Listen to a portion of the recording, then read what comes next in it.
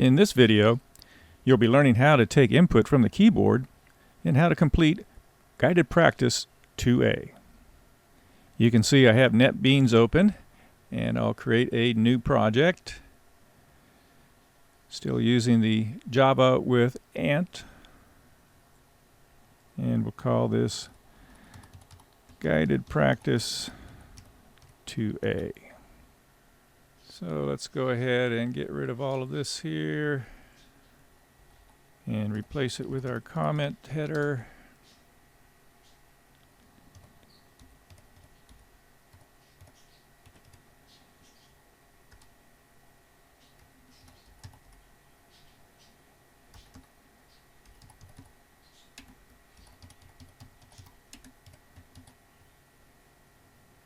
Then we can also get rid of this and get rid of this, and we'll get started right in here. Actually, before we get started in here, what we want to do is go underneath of our package here, because in order for us to get keyboard input, what we need to do is we need to import a Java class. So underneath of the package name, I'm going to go ahead and type in the import statement, which is import java.util.scanner. So that will be the class then that we are able to use in this program. So you might recall when you were setting up your NetBeans that you had to also download the SDK for Java. And so the SDK contains all these class libraries. And so anytime that we want to use a class from those libraries, we have to identify that with an import statement. Now we can go down into our main method, and in the main method I'll create an instance of the scanner class. So that's actually making a copy then of the class, and we'll call it in, and that will be then equal to new, the keyword new, followed by scanner, which is the class that we want copied, and then we want to pass also a parameter to the scanner constructor, and so that's going to be the system.in field. So system.in is just a field that will take in the value from the keyboard and then pass it to the scanner. Another thing that you want to be aware of at this point is that using that new keyword, we're creating a copy now of the scanner class, assigning it to the variable that we're creating called in. And in an object-oriented environment, what we're technically doing here is we're instantiating a new object. We're creating a copy of the scanner class, and when you copy class code using the new operator, it's now referred to as an object. So we have this new scanner object that we can use in our program, and that object has been assigned the name in, which is how we defined that on the left there. We defined what the data type was, so we were defining it's going to be a scanner object, and we wanted to call it in. Now you might wonder, well, that kind of conflicts with the fact that in the parameter we also have system.in.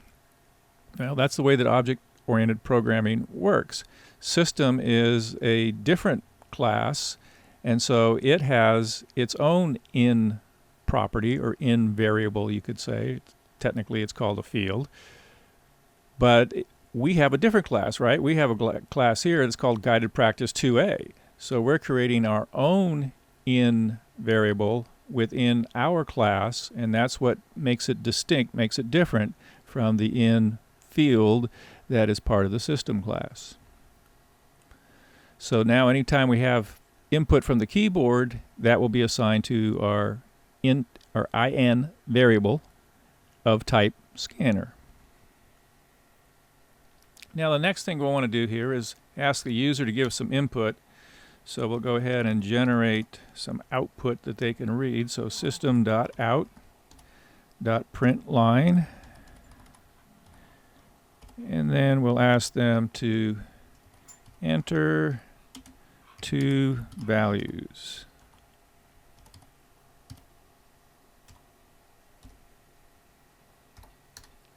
Now, to actually store the values that the user is going to be typing in from the keyboard, we're going to need to create a variable to store each of those values into.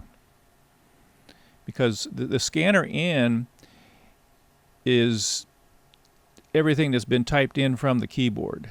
But we want to get the numbers individually separated into two different values here. So we're going to have, actually we need to declare these first, so let's do with int. We'll have a num1 and we're going to have a num2. And then we can go ahead and assign num1 the value that is going to be in, which is our scanner type, our scanner object, using its next int method. Oops, typo there. Next int. There we go. And then we'll do the same thing for our num2 variable. Again, using the in scanner object and using or calling its next int method. Okay, so num1 then will be the first value that the user types in from the keyboard, and num2 will have the second value that the user has typed in from the keyboard. And then we just want to go ahead and output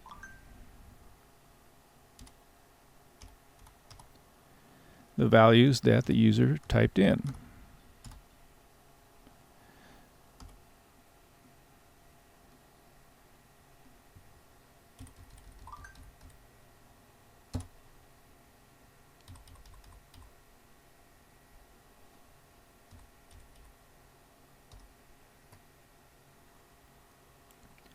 So what we're going to do here is we're going to do a little concatenation. We're going to combine a string value, so the text that we want to have output to the screen, and then combine that, or concatenate is the technical term for it, with the two variables that we have. In fact, what we want to do is we're going to get the sum here, right? So we want to do num1 plus num2. Now this is going to actually generate some output that's different than you might be expecting. So let's go ahead and run this program. You'll see here's our output. It asks us to enter two values, so we'll click down here. We'll enter our two values. Let's enter the number 24 and the number 12. That should be 36 as the sum, correct? But our output says the sum is 2412. So what you probably realize there, or I hope you might realize, is what we've actually done in our print line statement is we've told the print line to combine the two integer values. When we converted them to strings, we were saying basically just print the value of number 1, then print the value of number 2 right next to it. So to change that, there's a couple of ways that we can fix this issue. First of all, we could create an int called sum and then just simply pass num1 plus num2 to the sum variable, and then just come down here and replace that part of our output with the sum. So this way the sum variable will have already calculated the actual addition of number 1, or the variable's value num1 plus num2, and then concatenate that, combine that with the string value. So let's go ahead and run that and see the difference now. So again, we'll enter 24 and 12. And now you can see we do get the actual sum here, which is 36.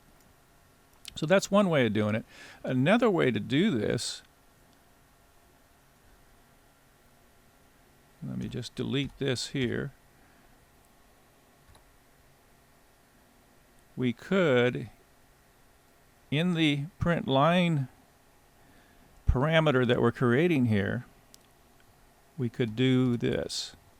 In parentheses, combine the actual value of num1 plus num2.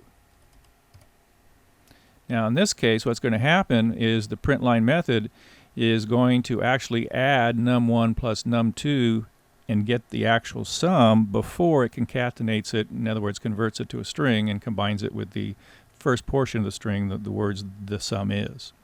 So let's go ahead and run this. And again, we'll go ahead and put in 24 and 12.